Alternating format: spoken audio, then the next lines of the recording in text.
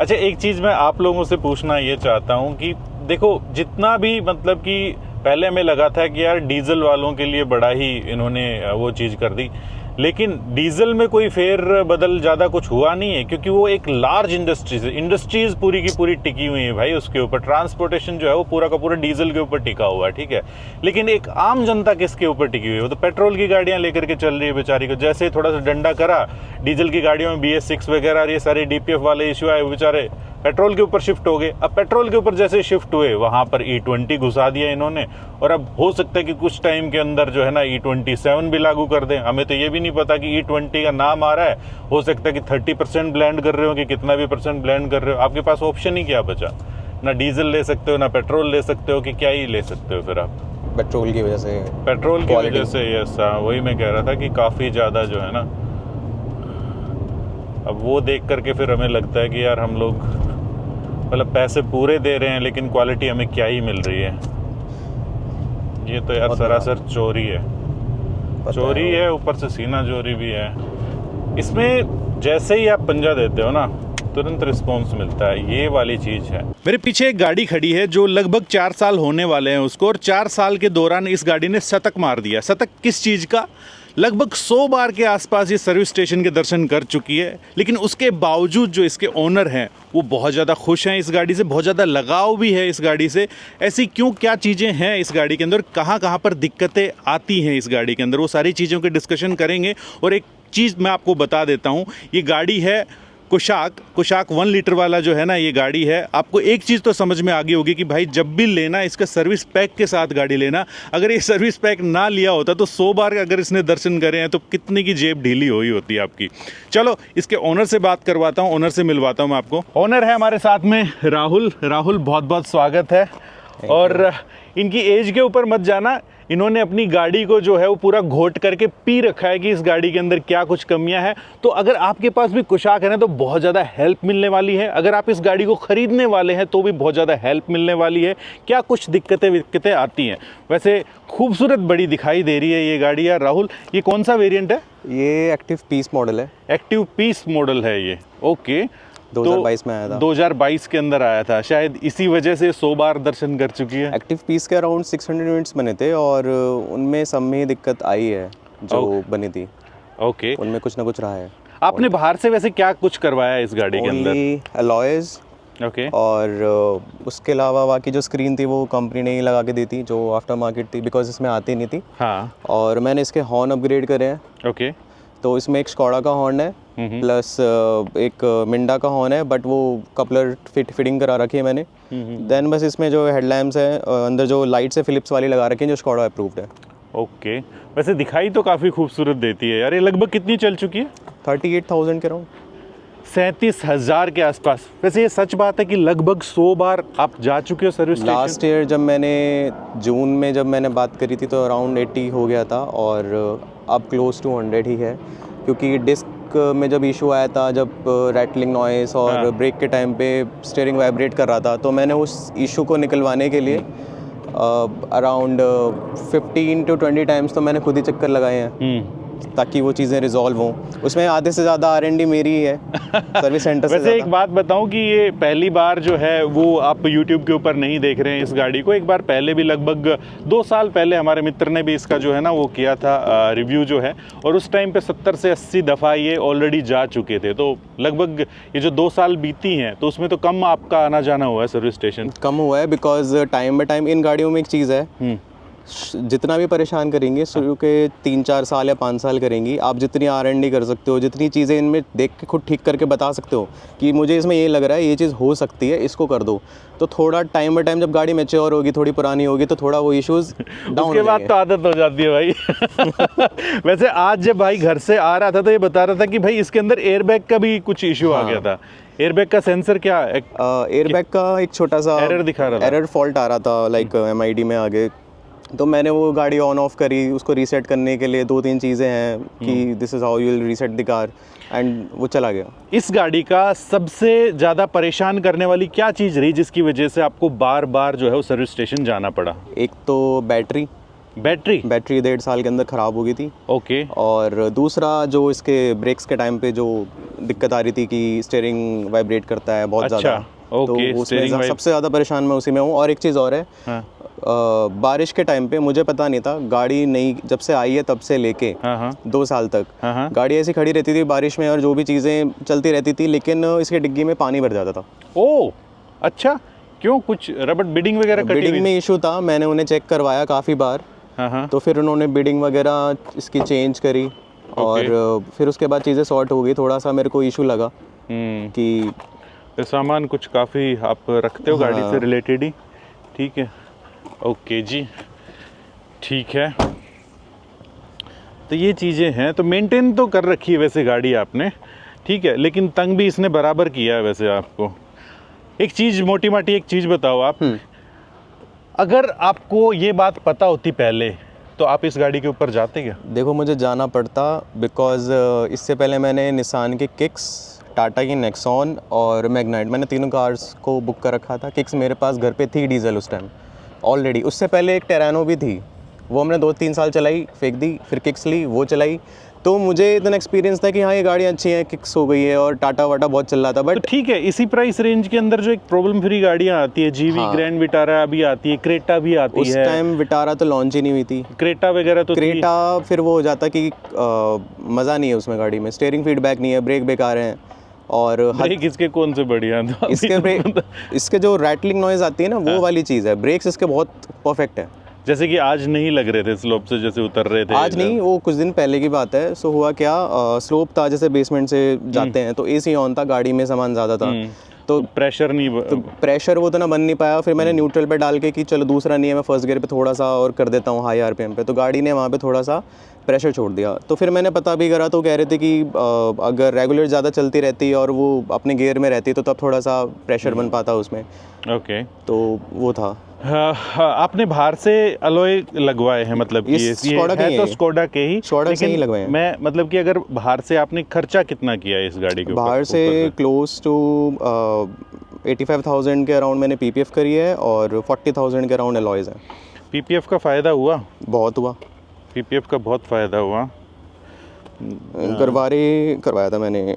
Okay, चलो एक काम करते हैं, अब आपको अंदर से भी दिखाते हैं और चलती हुई गाड़ी के अंदर बात करेंगे कि और क्या कुछ दिक्कतें आई और क्या इतना मतलब कि लापरवाही बरत रहे हैं क्या स्कोडा के सर्विस सेंटर वगैरह के। एक बंदे को 100 बार के लगभग चक्कर कटवा रहे हो, मतलब ऑफिशियली इनका 50-60 का तो रिकॉर्ड होगा वहाँ पे दर्ज मेरे ख्याल से, है ना। और अनऑफिशियली भी जाता है बंदा यार देखने के लिए कि क्या कुछ गाड़ी के अंदर चल रहा है, क्या कुछ नहीं चल रहा है, तो वो तो लगभग 100 के आसपास जो है ना बार चक्कर कटवा लिए। अगर मेरे ख्याल से सर्विस पैक वगैरह नहीं लेते तो अच्छा खासा जो है ना, सर्विस पैक ना लेता तो इस साल की जो कॉस्ट है अराउंड क्लोज टू 20,000 है, क्योंकि इसमें कुछ अंदर सामान भी है जो चेंज हुआ, स्पार्क प्लग और बेल्ट वगैरह। हाँ। तो सर्विस पैक पड़ा 25,000 का 4 साल का। और अगर वन टाइम सर्विस, अब मेजर सर्विस हुई है, तो अगर मैं मेजर सर्विस में जेब से देता तो क्लोज टू 20,000 जाता।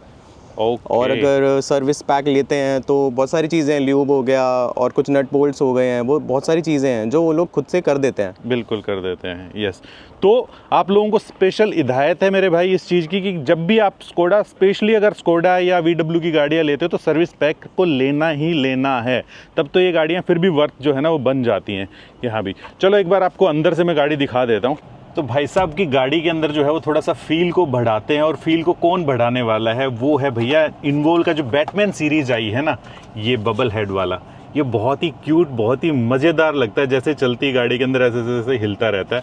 और ये आप अपने डैशबोर्ड वगैरह के ऊपर आराम से लगा सकते हो, जैसे कि यहाँ पर जो है हम इसको लगा देंगे, आप खुद देखिए यहाँ पर जो है आराम से जो है ना ये फिट हो जाएगा यहाँ पे, जैसे चलेगी गाड़ी तो ऐसे ऐसे हिलता रहेगा। ये चिपकता किससे है? ये चिपकता है इस 3M की टेप से। आप 3M की टेप यहाँ पर लगाओगे, आप आराम से इसको यहाँ पर चिपका दीजिए। और इतना ही नहीं, सिर्फ ये फील नहीं है, यहाँ पर आपको जो है इसके अंदर जो है ये डिफ्यूजर्स मिलते हैं, तो इसके अंदर आप इसको डाल दीजिए, अपनी महक जो है ना वो आपको आती रहेगी आराम से। इसका लिंक जो है मैं डिस्क्रिप्शन के अंदर डाल दूंगा। 10% का आपको ऑफ भी मिल जाएगा अगर आप man motor coupon code use करते हैं तो। और इस गाड़ी के साथ तो जो है वो आपको बहुत ही गजब का फील भी दे रहा है। और वैसे भाई पहले भी इन्वॉल्व यूज़ कर रहे थे। और इतना ही नहीं भाई, इसको कैसे भूल गए हम, जी हाँ, ये की रिंग जो है ना, ये भी आती है, की चेन वगैरह ये भी आती है, और ये भी इसके ऊपर भी बैटमैन का पूरा ये लगा हुआ है, तो ये भी आपको मस्त वाली फील देगा। देख रहे हो आप अपनी गाड़ी की चाबी जो है इसके अंदर डाल सकते हो। मैं इसको भी यहाँ पे रख देता हूँ। वैसे ये बड़ी ही फेमस थी एसी के अंदर, जो बड़ा दिक्कतें आती थी लोगों को, और अभी भी आती है बहुत लोगों को शायद। तो आपको तंग नहीं किया इस गाड़ी ने? एसी को लेके शुरू के 8-9 महीने तंग किया, फिर स्कॉडा ने एक नया पैच निकाला, उन्होंने इसमें सॉफ्टवेयर अपडेट करा। होता क्या था कि गाड़ी आइडल चले या 2000-3000 आरपीएम पे चले, एसी बार बार ट्रिप मारता था। तो उन्होंने वो एसी ट्रिप वाली चीज़ तो ठीक कर दी कि जब टर्बो चार्जर ऑन होगा तो गाड़ी उसके साथ साथ ही एसी को कंप्रेसर को चलाती रहेगी, रोटेट होता रहेगा, बट वहाँ पे स्टिल कूलिंग इफेक्ट नहीं था। तो 4-5 महीने में और परेशान हुआ। तो अगली पिछले लास्ट ईयर की बात है, तब एक छोटा सा पैच आया था और कुछ टाइमिंग्स वगैरह की उन्होंने चेंजेस करी थी एसी में। तो तब उसके बाद ये इशू सही हो गया मेरा। अच्छा, मेनली मतलब कि टाइमिंग का जो है ना। हाँ, जिन गाड़ियों में एसी की इश्यूज आ रही हैं तो उसमें बस टाइमिंग आपको ठीक करवानी है और ये सॉर्ट आउट हो जाएगा। कोई भी वॉक्सवैगन की अभी जो लेटेस्ट गाड़ियाँ चल रही हैं पिछले 4-5 साल की, बस टाइमिंग चेंज करवाओ और इट विल फाइन, ठीक हो जाएगा। ठीक है, परफेक्ट, उसमें सॉफ्टवेयर इश्यूज नहीं है। अब चलाते हैं कुशाक को, और इसके अंदर जो सबसे अच्छी चीज़ जो मेरे को लगती थी वो थी इसके रोलर्स। वैसे आपको एवरेज दिखाऊं तो ये है अभी निकाली 15.1 की, लेकिन इसके ऊपर मत जाना क्योंकि ये जब लेकर के आए थे 16 प्लस की एवरेज के ऊपर लेकर के आए थे। अभी गाड़ी खड़ी हुई है, हम लोग आराम से जो है ना बातचीत कर रहे हैं। एक बात बताओ कि गाड़ी के अंदर जो है वो आपको सबसे अच्छी चीज़ क्या लगती है? इसकी थर्ड साउंड और स्टीयरिंग फीडबैक। हाई स्पीड के ऊपर इसकी परफॉर्मेंस कैसी लगती है आपको? बहुत बेस्ट, एकदम स्टेबल रहती है, बिल्कुल कभी फील नहीं करा है कि आउट ऑफ द वे जा रही है, बहुत ज़्यादा रोड से चिपक के चलती है। कॉर्नरिंग वगैरह कॉर्नरिंग बहुत बेस्ट है इसकी। कॉर्नरिंग्स में तो वही, इस बजट में कॉर्नरिंग कोई अच्छी कंपनी दे नहीं पाएगी सच्ची। तो ऐसा नहीं लगता कि सस्पेंशन थोड़े से स्टिफ है? नहीं, मेरे को यूज टू मैं हो गया हूँ, और स्टिफ सस्पेंशन तो देखो चाहिए। अगर आप ज़्यादा कॉर्नरिंग वाले पर्सन हो या आपको ज़्यादा फन टू ड्राइव कार चाहिए तो ऑब्वियस सी बात है, फिर तो आपको वहीं जाना पड़ेगा, कुछ सेटअप लूज़ करना पड़ेगा, थोड़ी अपनी खुद की जो कहते हैं कि प्लेजर चाहिए, कि स्मूथ ड्राइविंग चाहिए, तो वो आपको थोड़ा सा लूज़ आउट तो करना पड़ेगा। कितना स्पीड तक भगाया आपने इसको? 170। 170, ओके। ये ऐसा लगता है कि आपको चिढ़ा आ रहा है या हंसता रहता है ऐसा?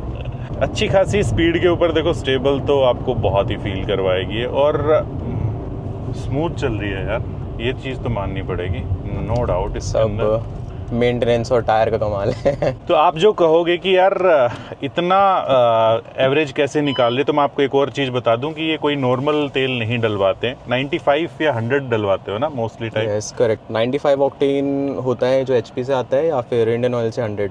तो मैं दोनों को मिक्स कर देता हूँ, बिकॉज इथेनॉल वाला जो अब ड्रामा चल रहा है वो गाड़ी को इफेक्ट करता तो है, काफ़ी करता है वो, काफ़ी ज़्यादा करता है, आपको परफॉर्मेंस भी नहीं निकालता है, एवरेज की भी वाट लग जाती है।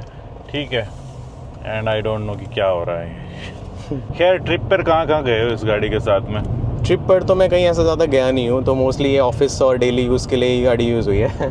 ऑफिस के लिए तो जाम में भी फंसते होगे फिर? तो आप तो जाम में मैनुअल तंग करता है हद से ज़्यादा, और गुड़गांव में मैंने 6 महीने सफ़र किया है, दोनों वाला, हिंदी वाला भी और इंग्लिश वाला भी, तो पेन तो बहुत होता है, क्लच दबाते दबाते परेशान हो जाता हूँ मैं। है क्या इन प्रॉब्लम्स के साथ में भी वर्थ है ये गाड़ी लेना? ऑब्वियसली, जब ये इसलिए बोल रहे हो कि इतना पैसा खर्च कर रखा है इस पे? ये इसलिए नहीं बोल रहा मैं, ये इसलिए बोल रहा हूँ क्योंकि आपके पास ऑप्शन क्या है इंडिया में?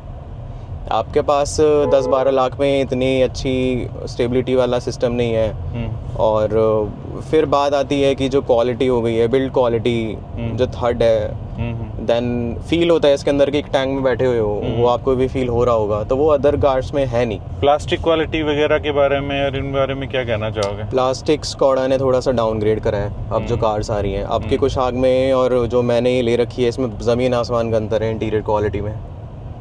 सीरियसली? यस, लेकिन अब जो गाड़ियाँ आ रही हैं उनके प्लास्टिक की क्वालिटी डाउनग्रेड कर दी है, और उन्होंने उसमें फोम इंसुलेशन बढ़ा दिया है आगे बोनेट के अंदर भी, और इसमें जो हमारा HVAC सिस्टम जो होता है AC का, इसके पीछे भी उन्होंने फोम वगैरह बढ़ाया है। तो NVH में थोड़ा सा NVH में बहुत इम्प्रूवमेंट है। ये आपको अजीब नहीं लगता है? पन्नी क्यों नहीं उतारी यार अभी तक? ऐसी फील लेने के लिए। लोग सीटों की पन्नी रखते हैं, आपने यहाँ मीटर वाली रख रखी है। 15 साल पुरानी जो सेंट्रो बेची थी उसमें भी सारी पन्नियाँ ऐसी लगी हुई बेची थी हमने। क्या बात कर रहे हो? ऐसे ही खड़ी थी वो भी हमें बेचनी पड़ी बिकॉज 15 साल हो गए थे उसकी, वो अपडेट हो नहीं रही थी आरसी, इन्होंने मना कर दिया था तो लेनी पड़ गई मुझे। इसमें जैसे ही आप पंजा देते हो ना, तुरंत रिस्पॉन्स मिलता है। ये वाली चीज़ है। इस 1 लीटर वाले इंजन ने अच्छी गाड़ियों को जो है ना वो पीछे छोड़ रखा है, अच्छी गाड़ियों को। अरे चाचा हट जा, किधर जाएगा? इससे ड्रिफ्ट वगैरह नहीं लगाते हो कभी? नहीं, मैंने कभी नहीं लगाई बिकॉज एक ड्रिफ्ट इसकी बहुत मुझे कॉस्टली पड़ जाएगी, मुझे पता है। इसकी कैलिपर पिन्स वगैरह वो सारी चीज़ें बहुत जल्दी वेयर आउट होती हैं अगर ये सारी हरकतें करोगे तो यार ऐसी गाड़ी लेकर के मस्ती ना करी तो फिर तो क्या है? ऐसी गाड़ी लेके मस्ती कर करना ली तो शुरू के 2-3 साल जितना भगाना था सारी चीज़ें कर लिया। फिर जब पे भी नहीं लेकर के इसको कितने साल रखने का इरादा है? इसको तो मैं लाइफ टाइम रखूंगा because this is one of the 600 units, तो मैं तो इसको रखूंगा, इसको बेचूंगा नहीं। तो ऐसा थोड़ी है कि 600 यूनिट है तो इसकी डिमांड बहुत ज़्यादा है। हाँ वो मैं समझ गया, बट लगभग इसी प्राइस यार के देखो ऊपर फादर की पहली दी हुई गाड़ी भी तो है ना।